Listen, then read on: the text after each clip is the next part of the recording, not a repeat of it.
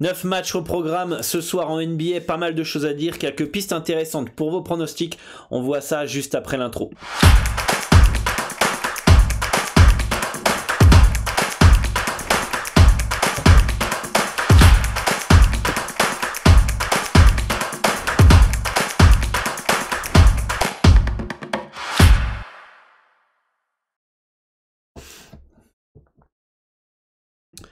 Salut à tous, ici Dorado, votre expert en paris sportif, spécialiste basket pour une nouvelle émission. On va décortiquer ensemble 9 matchs aujourd'hui. Je vais vous partager mes avis, mes analyses, mes informations, mon expérience pour vous aider à faire vos pronostics et vous permettre de confronter vos analyses aux miennes. Si vous êtes nouveau, bienvenue à vous. N'hésitez pas à vous abonner, d'activer la cloche des notifications pour ne louper aucune des prochaines émissions d'analyse et surtout être prévenu dès la sortie de la vidéo sur la chaîne. Sachez que vous pouvez télécharger le guide NBA que j'ai créé avec les principaux mouvements, les arrivées, les départs, mon avis sur chaque équipe pour vous aider dans vos analyses NBA si vous souhaitez apprendre de ce championnat. En plus, en téléchargeant ce guide gratuitement, donc le lien est dans la description, vous avez juste à laisser votre mail, donc vérifiez bien vos spams. Vous participerez automatiquement à la formation NBA que j'ai créée où je vous partage comment j'analyse, comment je détermine un handicap, comment je détermine une value, les sites et les outils de stats que j'utilise et évidemment les pièges à éviter, etc. etc. J'ai essayé de faire quelque chose de sympa pour vous permettre d'avoir toutes les informations pour apprendre à parier ce championnat très complexe, notamment lié à son rythme, et vous permettre de générer vos premiers bénéfices avec ce championnat de basket. J'ai aussi créé un fichier Excel de mise pour ceux qui souhaitent suivre mes pronostics en direct, qui sont totalement gratuits. Ce fichier de mise va vous permettre d'avoir un petit récapitulatif déjà de la stratégie. Vous aurez juste à remplir la cote de votre bookmaker, votre to win, etc. Bref, on explique tout dans ce fichier de mise et ce fichier Excel. Pour le télécharger, ce fichier, c'est simple. Dans la description de la vidéo, vous avez un lien pour suivre mes pronostics en direct. Vous arriverez ici sur ce channel Telegram, vous cliquerez sur les messages épinglés et vous aurez juste à télécharger le fichier Excel. Et vous l'aurez sur votre PC et c'est totalement gratuit. N'oubliez pas aussi, si vous voulez échanger avec l'ensemble de la communauté, est-ce que vous êtes nombreux à dire ouais Dorado, comment on fait pour discuter tous ensemble, etc. Vous pouvez rejoindre le Discord. Voilà, vous avez des salons sur chaque sport comme là. Avec le basket, vous avez le football, le tennis, etc. Vous pouvez changer, même du hockey. Bref, c'est assez actif, donc comme ça peut vous aider aussi à progresser et à faire vos analyses avec d'autres parieurs passionnés dans le pari sportif. Donc voilà, le lien est aussi dans la description pour rejoindre le Discord. Après cette petite introduction pour les nouveaux, on va évidemment faire le petit récapitulatif de la veille. Les Sixers qui ne tremblent pas à Détroit, qui font le taf en s'imposant face aux Pistons. Les clowns d'Atlantouz qui, malgré l'absence de Donovan Mitchell, malgré un petit road trip, et si je me trompe pas, back-to-back du Jazz aussi, voilà, les Hawks s'inclinent à domicile, en détente face à Utah, en encaissant 36 points dans le troisième quart-temps et 41 dans le quatrième. Mais oui, on marche à Atlanta, on n'a pas envie de jouer. Bref, ça se fait éclater. Mais en tout cas, une grosse déception pour moi des Hawks. Je m'attendais vraiment à mieux. Et pour avoir regardé le deuxième quart-temps, parce que je jappe un petit peu surtout, pour avoir regardé le deuxième quart-temps, franchement, j'avais vraiment l'impression qu'il marchait, qu'il n'avait pas envie de jouer. Enfin, c'était une attitude assez moyenne de la part des Hawks. Boston qui s'impose à Miami. On avait le plus 7,5 sur le club privé à 1,91 qui passe comme papa dans ma manche. Je n'étais pas serein. Parce que Miami c'est quand même très costaud. Je trouvais que le plus 7,5 était quand même un poil abusé, et merci le deuxième quart-temps, 33-9, et ce qui permet de passer facilement le bet.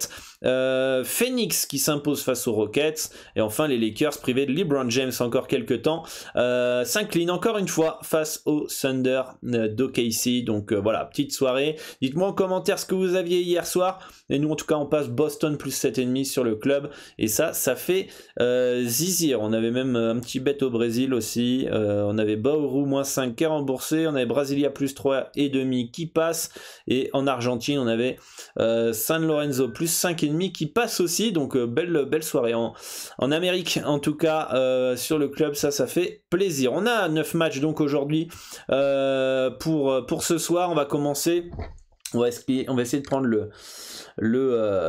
comment ça s'appelle, le programme de la journée. Voilà, on va prendre Détroit face à Brooklyn, Détroit en back-to-back et en troisième match en 4 jours, et donc back-to-back, ça pique. On peut voir qu'il y a un écart. Alors la seule fois qu'ils ont joué comme ça, ils ont perdu de 31 points, Détroit, la seule fois qu'ils étaient en troisième match en 4 jours back-to-back, donc ça pique, là ça reçoit des Nets, qui part logiquement favori, qui a plus de talent, qui devrait s'imposer quand même à Détroit. Ça serait quand même une belle surprise de voir quand même les Pistons s'imposer dans ces conditions face aux Nets. Après on sait très bien que Brooklyn, attention, hein, ça a peu de collectif, mais avec les individualités de James Harden et KD, je pense quand même que logiquement ça devrait s'imposer. Donc pourquoi pas un Brooklyn à 219 dans un combo recomposé, ou alors pourquoi pas, alors ça peut être un peu plus dangereux,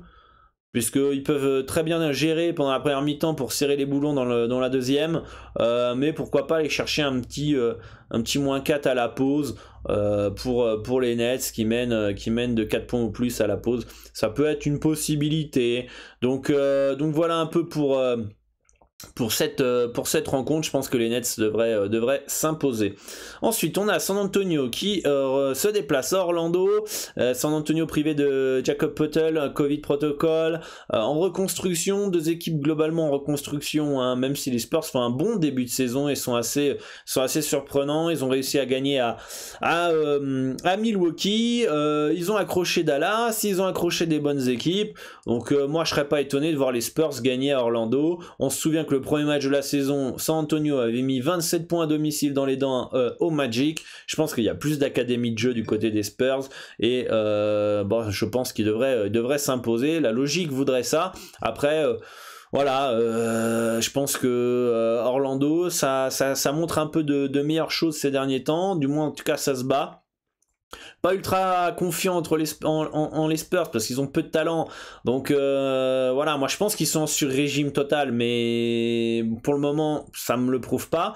Donc au vu de ce qui monte, logiquement on pourrait penser qu'il y a de la value sur les Spurs. Sur les effectifs papier, je suis pas si sûr que ça finalement. Vous me dites en commentaire ce que vous en pensez sur ces deux équipes là, mais moi sur le papier je vois pas non plus une énorme value sur San Antonio à me dire ouais non là c'est cadeau, etc. Normalement les Spurs doivent mettre une branlée à Orlando. Franchement c'est le premier match de la saison, encore une fois, je suis pas sûr qu'on parte tête baissée sur San Antonio. Là on est plus à une tendance Spurs parce que ils ont fait un bon début de saison, ils sont accrocheurs, ils ont accroché les Lakers, ils ont battu les Bucks, ils ont accroché les Bucks chez eux, etc. Donc on pourrait se dire San Antonio ça a l'air quand même d'être pas costaud, mais on va dire sérieux cette année, solide, donc logiquement ça va gagner à Orlando. Je suis pas si convaincu que ça, mais voilà, ceux qui veulent partir sur San Antonio, je suis pas contre, je pense que c'est tout à fait raisonnable et logique au vu du début de saison, mais logique et NBA généralement ça transpire pas, hein, ça rime pas trop, donc c'est pour ça que je me méfie fortement des Spurs de ce soir, mais en tout cas j'irai plus quand même sur San Antonio -3,5 à 1,917 que sur du Magic. Si je devais prendre le Magic, de toute façon ce serait du sec, voire peut-être aller chercher un petit -1. Non, on pourrait même prendre un petit +1 à 2,43, ça c'est un bug ça. 2,44 en sec, et vous avez le 2,43, le +1. Bon, le +1, peut-être qu'une fois sur je sais pas combien, il va vous sécuriser, mais voilà, pour un centime, il vaut mieux avoir un petit +1, quoi. C'est pas très très grave. Donc voilà pour moi ce match-là, préférence Spurs quand même, mais attention tout de même à ne pas y aller tête baissée. Qu'est-ce qu'on a d'autre aussi pour ce soir? On a Washington face à Memphis. Memphis qui reste sur 2 belles victoires face à Denver, avec un Ja Morant qui est en feu en ce moment. Les Wizards qui se sont fait taper par les Raptors Raptors qui font aussi un très bon début de saison. Je pense que c'est tout à fait logique que Washington parte favori à domicile face à cette équipe des Grizzlies. Memphis va rien lâcher évidemment, mais je pense qu'il y a du monde du côté de Washington pour s'imposer ce soir à la maison, avec Montrezl Harrell, Bradley Beal, Dinwiddie, KCP, Kuzma, etc., etc. Je pense qu'il y a du monde. Évidemment, Ja Morant, les Brooks, les Jaren Jackson Jr., les Steven Adams. Ça peut être relou, donc on pourra avoir un match assez serré, mais j'ai du mal à voir Memphis aller gagner facile à Washington. Je pense que ça peut être un match piège pour eux. Pour moi, préférence sur les Wizards pour cette nuit. On va favoriser l'équipe qui joue à domicile. Ensuite, qu'est-ce qu'on a comme match? On a les Bucks qui reçoivent les Knicks qui continuent leur road trip après un arrêt à Indiana et pas une défaite, mais un match assez difficile pour eux. Ils se déplacent chez les Bucks qui sont un peu plus en difficulté. On a Chris Middleton qui est en Covid protocol. Jrue Holiday revient. Alors je sais pas si on a notre ami, il est où? Notre ami Brook Lopez. Non, Brook Lopez est toujours forfait avec Chris Middleton. Donc l'arrivée de Jrue Holiday qui est probable quand même pour ce soir, qui devrait jouer, ça va être pas mal pour aider Giannis Antetokounmpo, parce qu'il va avoir besoin de scoring autour. Et je pense que les Bucks avec Holiday, ils sont Holiday, c'est pas la même.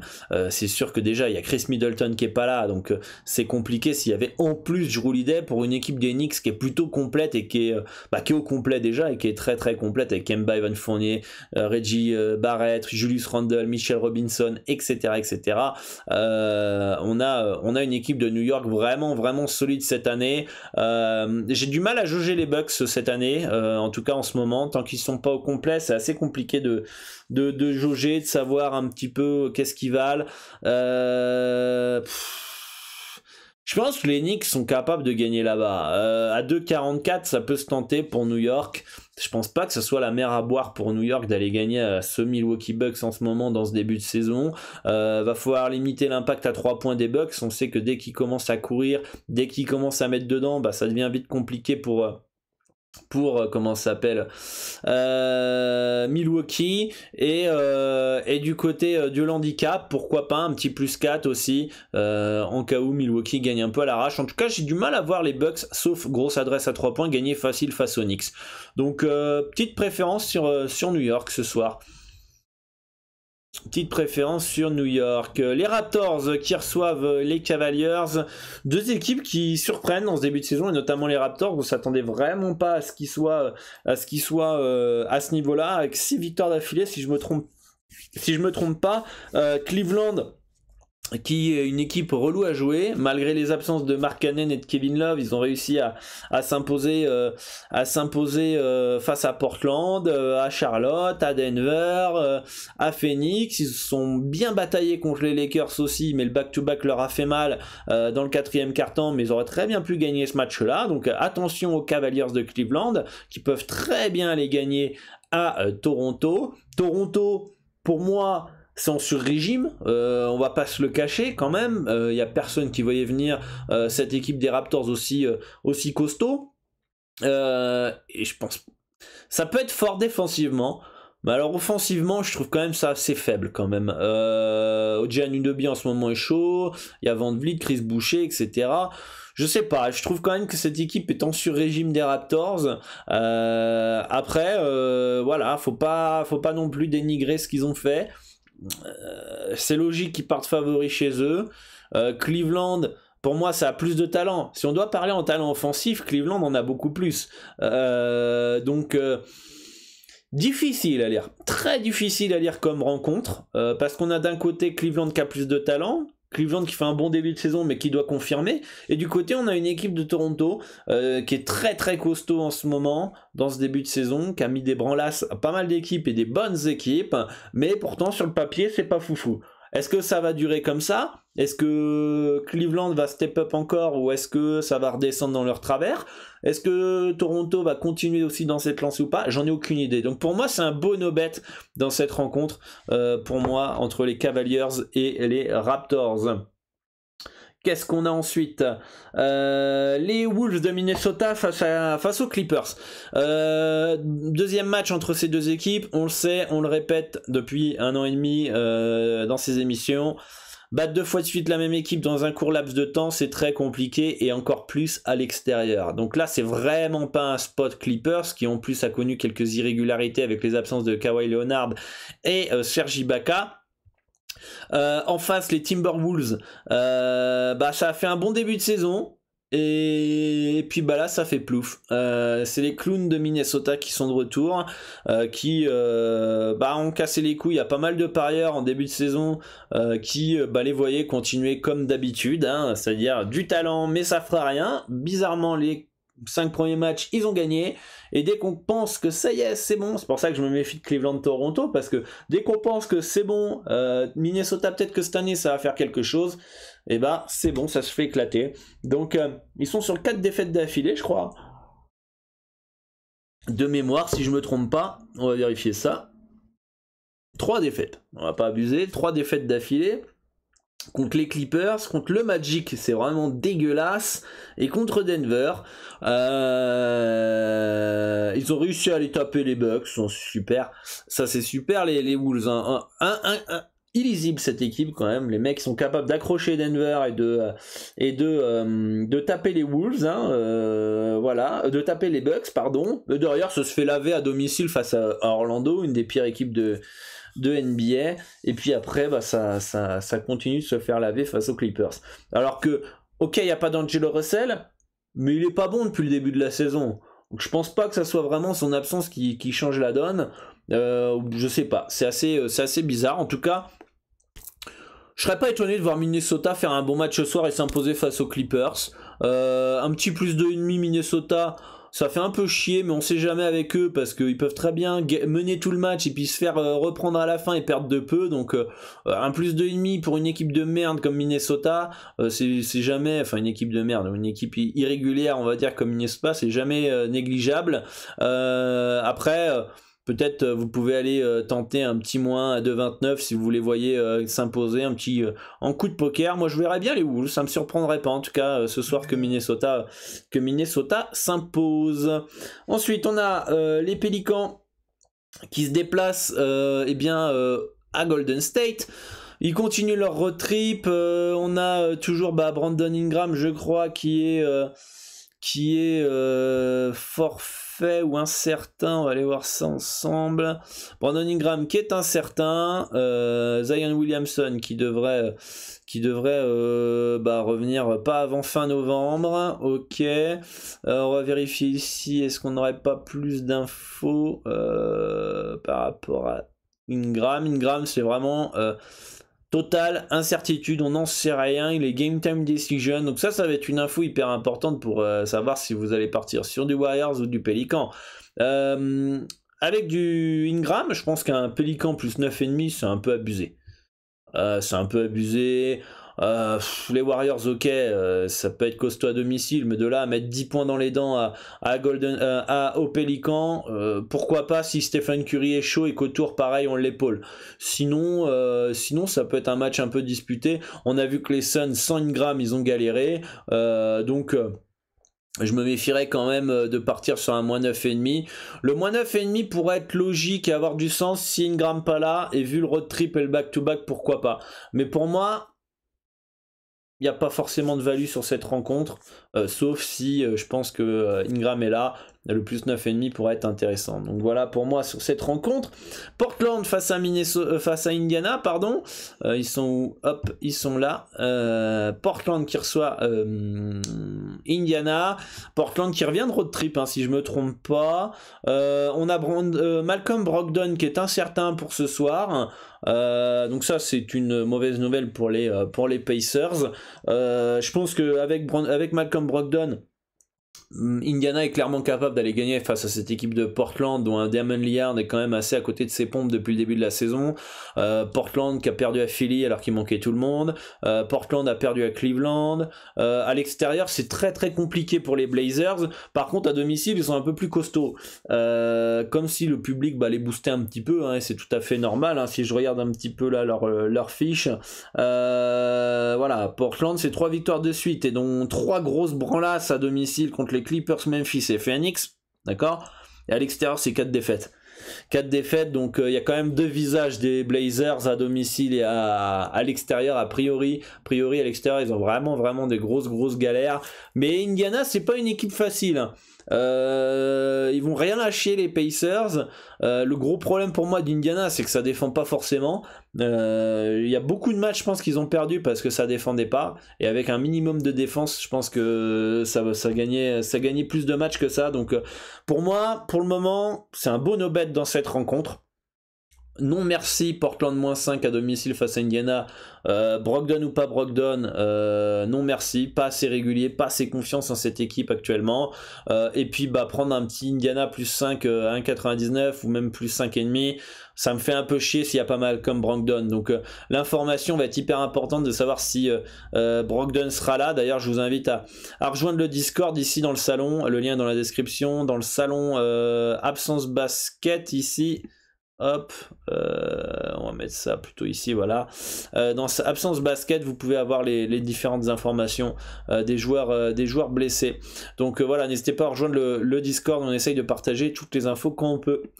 Voilà, et enfin le dernier match, un match très disputé qui peut partir dans tous les sens, c'est les Hornets qui se déplacent à Sacramento. Alors là dans cette rencontre je serais vraiment absolument surpris de absolument rien du tout, ça va partir dans tous les sens les amis. Ça va être du feu d'artifice, les deux équipes qui aiment bombarder, qui aiment courir. Les Kings partent avec un léger avantage pour être à la maison, et que en face les Hornets soient en plein road trip. Mais en tout cas moi c'est un beau no-bet ce match là, mais je serais surpris de rien. Je serais pas surpris que Sacramento mette une branlasse, comme je serais pas surpris que Charlotte mette une branlasse, ou comme le match soit hyper serré. Non franchement c'est un beau no-bet ce match là. Par contre il va être sympa à regarder, donc si vous avez de l'insomnie et que vous avez un petit peu de café,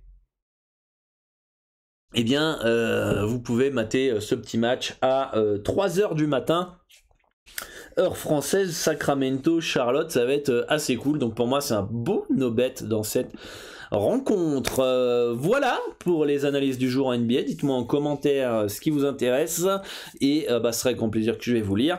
Bonne chance à tous pour vos pronostics et je vous dis à très vite pour une nouvelle émission. Ciao ciao.